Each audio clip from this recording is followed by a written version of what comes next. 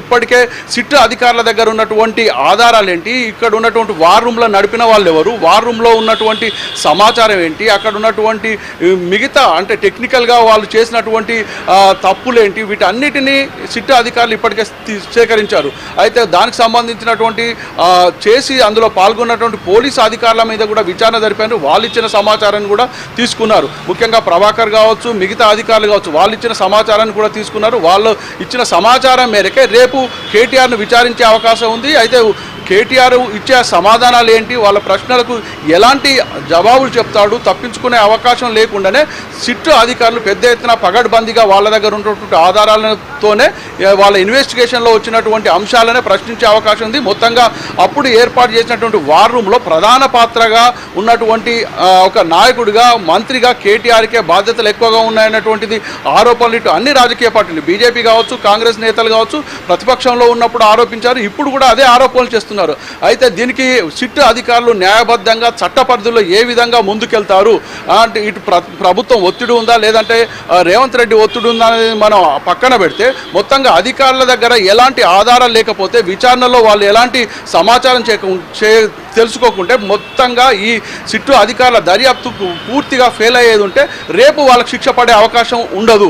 అందుగురించే sit అధికారులు ఎప్పటికప్పుడు ఒక ఉన్నత స్థాయి ఆలోచనతోనే ముందుకు వెళ్తున్నారని చెప్పవచ్చు. రేపు వీళ్ళు కోర్టుకు కానీ లేదు అంటే న్యాయ పోరాటం చేసే అవకాశాలు కూడా ఉన్నాయి. ఎందుకంటే కేటీఆర్ కావచ్చు, హరీష్ రావు కావచ్చు, కేసీఆర్ కావచ్చు, మా ఆరోపణలు ఎదుర్కోవడంలో ఉన్నటువంటి దాన్ని చివరికి న్యాయస్థానాన్ని కూడా ఆశ్రయించే అవకాశం ఉంది. మొత్తంగా కేసీఆర్ చేపట్టేటువంటి ఈరోజు తీసుకునేటువంటి నిర్ణయాలు ఏ విధంగా ముందుకు వెళ్ళాలన్నటువంటి దాని మీద వాళ్ళు ప్రజాక్షేత్రంలో పోరాడంతో పాటు న్యాయ పోరాటం చేసే అవకాశం ఉందన్నటువంటి విషయాన్ని స్పష్టం చేసే అవకాశం ఉంది. మొత్తంగా ఇటు కేటీఆర్ ఇచ్చేటువంటి ఆధారాలు కావచ్చు, ఆయన ఇచ్చేటువంటి సమాధానాలు కావచ్చు, వాళ్ళు ఇచ్చే ప్రశ్నలు కావచ్చు, వాటిని అన్నింటిని పట్టుకొని ముందుకు వెళ్ళే అవకాశం ఉందని చెప్పవచ్చు. రాజు గారు, శ్రీనివాస్ గారు, ముఖ్యంగా ఈ హరీష్ రావు, కేటీఆర్, నెక్స్ట్ కేసీఆర్ ఇలాంటి వార్తలు వస్తున్న నేపథ్యంలో బీఆర్ఎస్ శ్రేణుల్లో, బీఆర్ఎస్ కార్యకర్తల్లో, బీఆర్ఎస్ నాయకుల్లో మాత్రం ఒక విధంగా ఆందోళన, అలజడి అనేది మొదలైంది.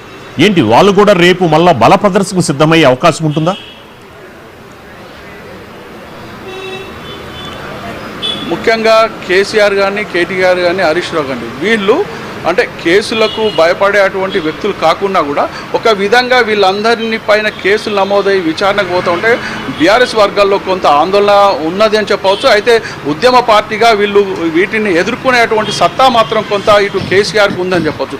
కేసీఆర్ కానీ, హరీష్ రావు కానీ, కేటీఆర్ కానీ వీళ్ళందరూ ప్రజల్లో కొంత ఉద్యమాలు నడిపి అధికారంలోకి వచ్చారు. అదేవిధంగా ప్రజా నాయకులుగా ఉన్నారు. అయితే వీళ్ళ లోపల ఉన్నటువంటి వాటన్నిటిని చూసేది ఉంటే ఇప్పటికే అధికారంలో లేకపోవడం వల్ల కొంత క్యాడర్లో కొంత ఆందోళన ఏర్పడుతుందని మనం చెప్పవచ్చు. అయితే క్యాడర్న ఆందోళన ఏర్పడకుండానే హరీష్ రావు లాంటి నేత ప్రజల్లోకి వెళ్ళాలి, ప్రజా పోరాటాలు చేయాలి, నిరసన కార్యక్రమాలు చేపట్టాలన్నటువంటి లక్ష్యంతోనే ఉన్నారు. వాళ్ళు అదే కార్యాచరణతో ముందుకు వెళ్ళే అవకాశం ఉంది.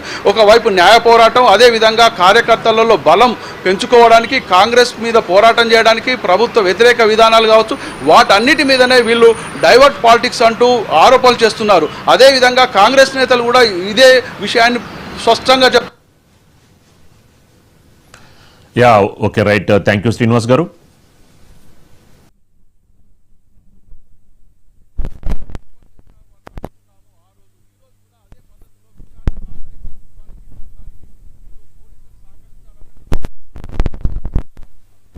అంటే ఇక ప్రజలు నిలదీస్తున్నారని డైవర్షన్ టాక్టిక్స్.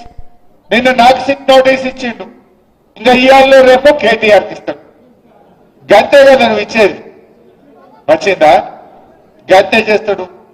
ఎందుకంటే కేటీఆర్ గారు ఒకవైపు గట్టిగా నిలదీస్తుండు, ఇంకొక వైపు నేను అడుగుతా ఉన్నా.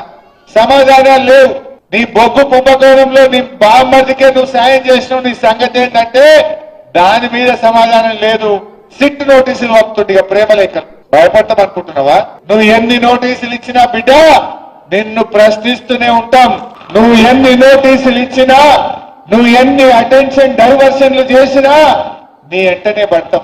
మనం మున్సిపల్ ఎన్నికల్లో పనిచేసుకోవద్దు, ఇక ఈ సిట్ నోటీసులు ఇచ్చి దాని చుట్టే తిరగాలి. నీ బామ్మర్ది బొగ్గు కుంభకోణం బయటకు రావద్దు, ఈ సిట్ నోటీసుల మీద డైవర్షన్ పాలిటిక్స్ చేయాలి. నడవ ఈ డ్రామాలు. నువ్వు ప్రజల్ని మోసం చేసినావు. పైసలు లేవని ఒక దిక్కంటాడు, ప్రత్యేక విమానాలల్లా విదేశాలు తిరుగుతున్నాడు, ఢిల్లీ తిరుగుతున్నాడు. ఈయన ఫుట్బాల్ ఆడడానికి స్టేడియంలు కట్టుకుంటున్నాడు. ఈయన ఫుట్బాల్ ఆడడానికి సింగరేణి నుంచి 10 కోట్ల రూపాయలు తెచ్చుకొని ఈయన ఫుట్బాల్ షోకులు నెరవేర్చుకుంటుండు. మొన్న 100 కోట్లు ఖర్చు పెట్టిండు ఫుట్బాల్ మీద. 100 కోట్లతో 10 స్కూళ్లు కట్టకపోదుమా?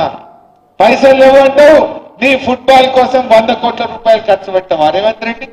నీ షోకుల కోసం ఖర్చు పెట్టవా రేవంత్ రెడ్డి? నిన్న మొన్న మాటాల పంచాయతీ పడి మంత్రులే ఇవాళ కొట్లాడుకుంటున్నారు. వాటాల కోసం రోడ్డు మీద పడతా ఉన్నారు.